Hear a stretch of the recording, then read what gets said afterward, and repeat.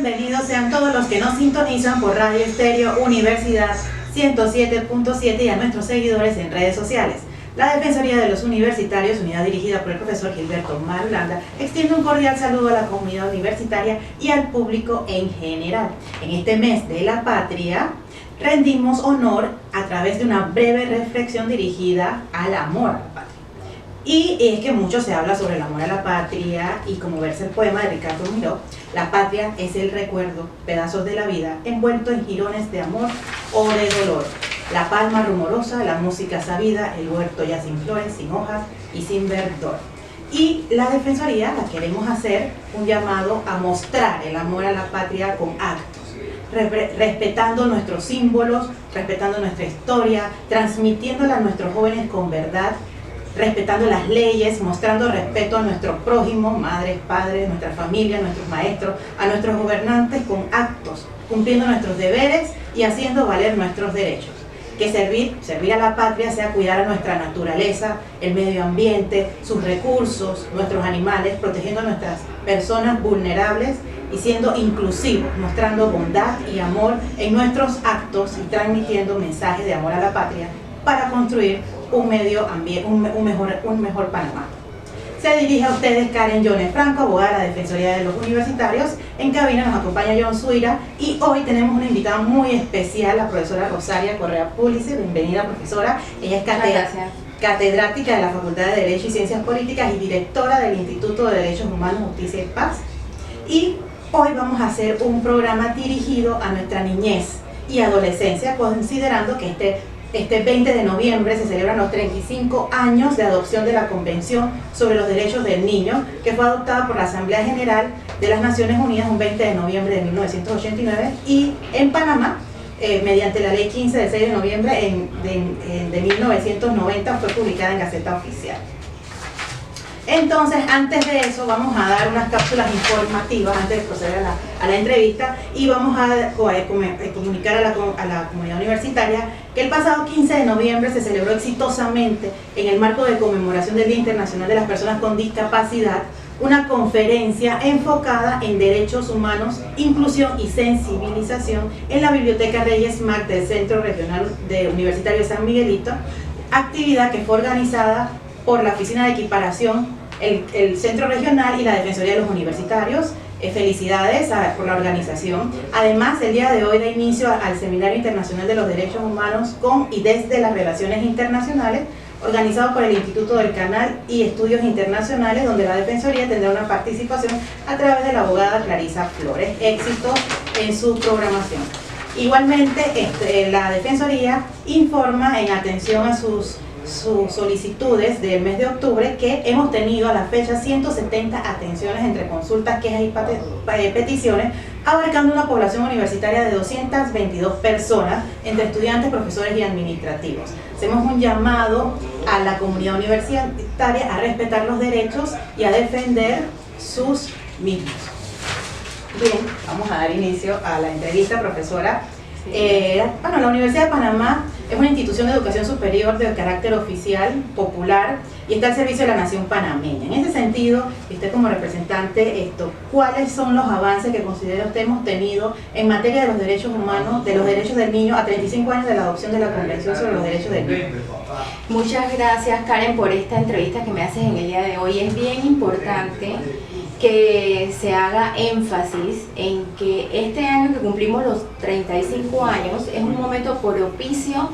para reflexionar cuáles han sido esos cambios, esas transformaciones que ha traído la Convención de los Derechos del Niño, no solamente en nuestro país, que ha costado bastante trabajo cambiar los sistemas de protección, sino también en el mundo entero. Yo en este momento estoy siendo miembro del Comité de los Derechos del Niño, que forman parte 18 miembros expertos independientes, tanto del sistema de naciones como expertos de los países. En ese sentido hemos tenido la oportunidad de beber otros conocimientos en otro ámbito, como es este ámbito de la protección internacional de los derechos humanos. Y quiero entonces hacer una reflexión acerca de qué es lo que ha significado esa convención. Primero que todo, la Convención de los Derechos del Niño transforma el enfoque en la forma en cómo nosotros debemos abordar la problemática y la vulneración de estos niños, de estos derechos, en el sentido de que pasamos no solamente al enfoque de proteger a una persona en situación que se puede encontrar vulnerable, que es algo que es una medida en particular en una situación X, a pasar a un enfoque de derechos humanos. Los derechos de los niños, niñas y adolescentes son derechos humanos. A tener claridad de que los niños, niñas y adolescentes tienen los mismos derechos que las personas mayores de edad, por lo tanto, todo el corpus juris de derecho internacional de los derechos humanos le aplica a los niños. La Convención de los Derechos del Niño tiene 4 pilares fundamentales. Muy importante, la no discriminación, que precisamente se alinea con la visión y la misión que tiene la Universidad de Panamá, en el sentido de que esta es una universidad abierta, que establece como uno de sus principios la tolerancia, el respeto de esa diversidad que cada uno tenemos. Entonces, este es uno de los pilares de la Convención. El segundo es el interés superior del niño, pero no un interés superior del niño como se visualizaba antes de la Convención, que no estaba conceptualizado, que no estaba enmarcado, que estaba supeditada a la subjetividad de las personas, sino que está supeditado a las normas y los convenios internacionales, y eso significa el respeto de los derechos de los niños en los diferentes ámbitos de aplicación. Por ejemplo, cuando hablamos de la educación, tenemos que referirnos al derecho a la educación, que para eso también la primera observación general, y no es casual que estoy explicando este ejemplo, del Comité de los Derechos del Niño, fue dedicada precisamente a los propósitos de esa educación, la necesidad de que el niño sea educado, porque es su derecho, pero que sea educado con calidad y en derechos humanos también, que es la forma, la vía para crear una cultura de paz y tolerancia y con sentido de justicia. Entonces, el tercer pilar son los derechos en cuanto a vida, supervivencia, educación y protección, porque los niños tienen todos los derechos igual que los adultos, pero además tienen el derecho de protección especial porque por razón de su edad tienen esa necesidad de que los protejamos también contra esos entornos que son agresivos, inseguros, depredadores, etcétera, y que puedan acceder y que puedan entonces acceder y penetren cuando no hay entornos seguros. Eso tiene que ver mucho con la seguridad humana. Exacto. Que tenemos que trabajar en los países y en los estados y que no es ajena a la realidad de los niños. Y por último, el cuarto pilar sumamente importante, que es algo que está poco desarrollado y en el que tenemos un súper desafío en muchos estados y en este país también, que es el derecho a la participación, ese derecho a una participación activa, una participación responsable, una participación social, que no solamente se queda en cuanto al derecho a ser oído, sino que esa opinión también sea científicamente analizada por quien tenga en su momento la responsabilidad de toma de decisiones de la vida del niño, que lo esté acompañando, ya sea en el ámbito familiar, ya sea en el ámbito educativo, el ámbito social, comunitario, o ya se trate de el ámbito administrativo por razón de la intervención de la protección especial que requiera, porque está el niño en una situación de vulnerabilidad, imagínate que se encuentre en una situación de desnutrición, etcétera, pero también en el ámbito jurisdiccional, porque requiere una protección jurisdiccional, y ahí pues la participación es otro de los grandes desafíos. Precisamente el comité en este momento se encuentra trabajando ya en la observación general número 27, que tiene que ver con acceso a la justicia y remedios efectivos, en donde estamos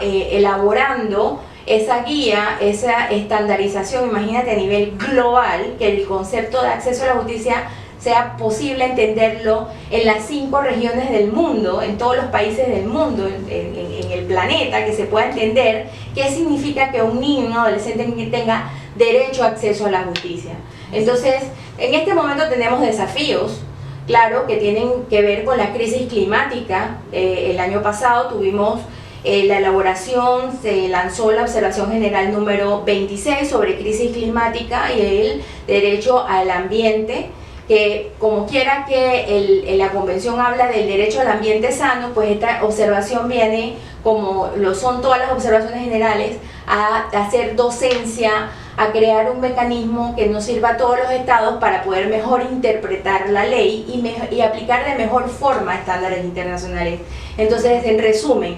hemos avanzado mucho porque tenemos mucha claridad en cuanto a los estándares internacionales, las experiencias de la creación de sistemas de garantías y protección integral también nos ha demostrado cuáles han sido los errores que hemos cometido, pero la situación post pandemia nos tiene que hacer repensar, y aquí necesitamos mucha, no solamente creatividad, pero conocimientos profundos, en donde la universidad tiene un rol fundamental. Eso es lo que es el rol de las instituciones públicas y obviamente también de las universidades, y más la Universidad de Panamá, en la participación de las políticas que protejan exactamente los derechos de los niños y los adolescentes, que al final pues aquí la Casa de Estudios los vamos a seguir formando, y es importante en ese sentido. ¿Cuál usted cree que sería uno de los retos fundamentales en materia de protección? Sí, bueno, ¿De acceso a la justicia o de la educación y, como bien digo, del cambio climático? Son muchos los retos. Claro, tenemos retos, es multidimensional, porque los retos que pueda tener un Estado en la construcción de su democracia, en la construcción de su seguridad humana, su seguridad personal, su seguridad ambiental, su seguridad alimentaria, la seguridad pública, son cuestiones que afectan a los niños, niñas y adolescentes, le van a afectar. Se dice que, por ejemplo, la crisis climática es una crisis de los derechos del niño. Entonces, los niños son precisamente los más afectados, y en el renglón, las niñas son las más afectadas, porque al haber crisis climáticas se agravan, incluso se ocasiona mayor vulnerabilidad. Los temas todos están íntimamente relacionados. El problema de la crisis migratoria que estamos teniendo, el ser humano siempre ha migrado, siempre ha habido personas que van de un país al otro, todos tenemos historias en nuestras familias de inmigrantes y de migrantes, y al final, pero el problema que tenemos ahora mismo es que hay una crisis migratoria, que si te puedo decir en cifras que estima UNICEF, el 91% de los niños que están migrando en este momento son menores de 11 años, y eso nos debe hacer pensar los desafíos que tenemos, porque los niños viajan con sus derechos y por lo tanto hay que garantizárselos en esa movilidad humana que se está dando, tanto el derecho a la educación, con la salud, y eso significa que en la medida que hay que cumplir esos derechos tenemos que ser muy eficientes con los recursos económicos, los recursos humanos que tenemos, y en eso la universidad también tiene papeles importantes, todas las universidades del mundo, porque tienen que formar un profesional que tenga esa capacidad de ver y enfocar y ser resiliente y poder concentrarse en la solución de los problemas que estamos viviendo y que vamos a vivir, porque esto es una realidad. Entonces esto ocasiona además pobreza. Entonces yo diría que los tres desafíos, porque se transversalizan en todo lo demás, la crisis climática, el tema migratorio, que ocasiona múltiples problemas, incluso vulnerabilidad de los niños que son entonces víctimas del crimen organizado, y ahí se transversaliza con el eje de políticas públicas en materia de seguridad, que no pueden poner por encima los derechos humanos de los niños, sino atacar los temas de crimen organizado a quien realmente tienen que atacar, y no cargarle al ser humano el peso de esa obligación que tiene el Estado de proteger. Este es un tema muy sensitivo, y porque estamos hablando de una población vulnerable, que son nuestros niños, y que precisamente, como usted acaba de decir, están expuestos, cuando es en materia de migración, al crimen organizado, están expuestos a situaciones de salud, obviamente son movilizados por sus padres buscando un mejor futuro, y a la vez se encuentran con situaciones realmente en estados de desprotección, y es precisamente lo que se busca, y es sensibilizar y actuar de que no solamente sería un tema de política el Estado, somos todos, un problema de todos, el tema de los niños, de protegerlos, de pelear por los derechos de ellos, de hacer y exigirle a los estados que efectivamente destinen los recursos y las acciones encaminadas a la protección de ellos, porque son nuestro futuro. Proteger el ambiente, proteger los sistemas de seguridad, brindarles a ellos acceso efectivo, porque también hay un tema, cómo quedan los niños vulnerables y que han sufrido una situación de abuso, que no pueden no denuncian porque dependen de sus padres. Panamá ha avanzado en ese tema, ya los chicos pueden, los niños y adolescentes pueden acceder, pero todavía tenemos que seguir trabajando. Sí, bueno, ese es uno de los temas que vamos a abordar en todo este próximo año, tanto a nivel del comité como a nivel de la Universidad de Panamá, porque nos abocamos a la celebración, que tú estás participando activamente de ese comité organizador, al 4º Congreso Científico contra la Explotación Sexual de Niños y Adolescentes, que esperamos que este año haya más personas de la propia sociedad, de las organizaciones gubernamentales y no gubernamentales que participen, que vengan a la universidad y que podamos compartir las investigaciones que estamos haciendo en varios ámbitos de las ciencias jurídicas, sociales, las ciencias ambientales y demás, para poder entonces hacer mejores propuestas a la elaboración de las políticas públicas. Exactamente. En este tema la Universidad de Panamá está haciendo un gran esfuerzo a través del instituto en realmente aportar,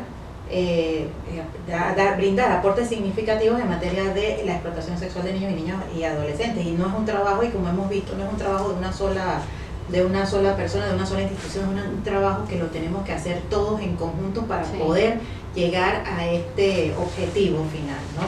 Profesora, también, ¿en qué representa? Tenemos en el 2022 fue aprobada la ley 285, que da un enfoque diferente a lo que es la protección de los derechos de los niños como un sistema de garantía y protección integral. ¿Qué representa esto en lenguaje un poco más que se entienda? ¿Qué representa realmente el alcance de esta ley? Como yo te expliqué, la convención hizo una transformación, y muy importante entender que el niño no es solo un sujeto de protección. O sea, hay que protegerlo en cuanto a situaciones de peligro, etcétera, y para eso se crea un subsistema, pero lo que debe tenerse claridad es que el niño, la niña, el adolescente son sujetos de derechos. ¿Qué quiere decir eso? Que son titulares de su derecho, que hay que trabajar con ellos desde el inicio, desde su nacimiento y antes, para poder entonces poco a poco ellos vayan desarrollando de manera responsable su concepto de la ciudadanía social, su construcción, su responsabilidad en cuanto al ejercicio de sus derechos, que los conozcan para que puedan reclamarlos, para que puedan también ejercerlos de mejor forma, para que respeten a los otros, para que pueda exigir justicia cuando ese derecho ha sido vulnerado. Y por lo tanto esa es una gran transformación que trae la ley 285 del 15 de febrero del 2022, que nos costó muchísimo trabajo, décadas, desde que yo era estudiante de Derecho de la facultad venimos trabajando, analizando la convención y participando en todas esas comisiones, y la universidad de esta forma ha estado siempre presente. Estuvimos presentes en los debates parlamentarios en esta ocasión y contribuyendo para mejorar, para que también se pudiera entender lo que el Comité de los Derechos del Niño había establecido como estándares internacionales en diferentes materias, en esas observaciones generales, y que lo pudiéramos traducir a nuestro sistema nacional, y que la sociedad pudiera recibir un documento ajustado a nuestra propia realidad. En ese sentido, la 285 marca los lineamientos para hacer una transformación. No hemos terminado la tarea, tenemos ese desafío para hacer una transformación salir de solamente hablar de la protección del niño para hablar de la protección de los derechos del niño. O sea, el niño tiene derechos universales a la educación, a la salud, en términos generales. Entonces no esperar, ahí trae principios también como la corresponsabilidad del Estado con la familia, porque no puede esperarse, que era como funcionaba el sistema anteriormente, que cuando la familia falla, obviamente por situaciones de económica pobreza, entonces el Estado interviene, retira al niño de ese entorno, cual era una forma de protección que violaba los derechos del niño a esa familia. Entonces lo que tenemos que hacer es fortalecer políticas públicas a la familia, mejorar su situación económica, como por ejemplo mejorando la política del empleo decente, respetando esas convenciones. Por eso es que por eso es lo que te digo, todos los derechos de los niños se relacionan con todas las convenciones internacionales. Si le garantizo los derechos laborales a sus padres, si le garantizo la seguridad social a sus padres, entonces estoy garantizando los derechos del niño para que ese niño pueda educarse de manera correcta en su familia. Pero también tenemos reto en cuanto a combatir la violencia que se genera por la conducta mal aprendida que hemos tenido como personas durante todo, es un tema histórico, no solamente de este país, sino a nivel mundial, porque la forma en cómo nos comunicamos en lugar del diálogo es a través de los golpes, y eso hay que cambiarlo, porque es un derecho a la no agresión, es un derecho al buen trato. Exacto. Puedes creer que cuando uno habla con los niños, son los niños lo que me han dicho, y han utilizado esta frase: yo tengo derecho a no tener miedo. Entonces hay que combatir la violencia en todas sus formas, desde el castigo corporal en las casas hasta, y yo sé que con esto me busco un montón de enemigos, pero hay que decirlo, aquí hay estudios científicos que demuestran lo que ocurre en los efectos del castigo corporal. Y con esto yo no estoy diciendo que no haya disciplina, porque ha sido una irresponsabilidad de algunos de estas propagandas de que si no te pego, entonces no te voy a poder corregir, porque al final de cuentas podemos, a través de una crianza positiva, educar. Yo no estoy diciendo dejar, o sea, no corregir o no disciplinar y dejar al niño hacer lo que le da la gana, lo cual es un maltrato también, porque no lo estás educando de forma correcta. Entonces hay veces que las políticas o los conceptos se tergiversan por algunos grupos perversos de la sociedad, que lo que buscan es sembrar este tipo de cosas para aprovecharse y abusar de sus entornos, y entonces ahí tenemos abusadores sexuales, depredadores sexuales y toda esta serie de cosas que sabemos que podríamos desarrollar en un programa próximamente. Exactamente, y esta ley, sí, exactamente, y lo que usted acaba de decir, y solamente para pasar a la segunda pregunta, esta ley habla sobre lo que es la disciplina positiva. Sí. Ella es la que no se trata de no castigar, es que tú tienes que disciplinar al niño, pero de manera positiva. Y en eso de que usted dijo de la explotación, están todos, de la intimidación, los niños se intimidan, los gritos, las amenazas, incluso el lenguaje corporal, nosotros el lenguaje... El entorno educativo, una educación que construya, una educación constructivista, que construya, que los haga pensar, reflexionar. Ese tema es importante. Entonces, también, y antes de que se nos acabe, y esta es importantísima, que recientemente, pues como hemos escuchado, por parte del rector, la Universidad de Panamá ha sido la primera universidad admitida en la red española de universidades por la infancia y la adolescencia como universidad colaboradora en el Instituto de Derechos Humanos de Justicia y Paz, que nos dirige la profesora Rosaya Correa, y el Observatorio contra la Explotación Sexual de Niños, Niñas y Adolescentes. Entonces, ¿qué significa? ¿Qué significa esto para la Universidad de Panamá y cuál será, cómo es nuestro aporte? Sí, primero que todo, la red de universidades se crea para, en diferentes países, en este caso la red de universidades española, que existe ya hace mucho tiempo,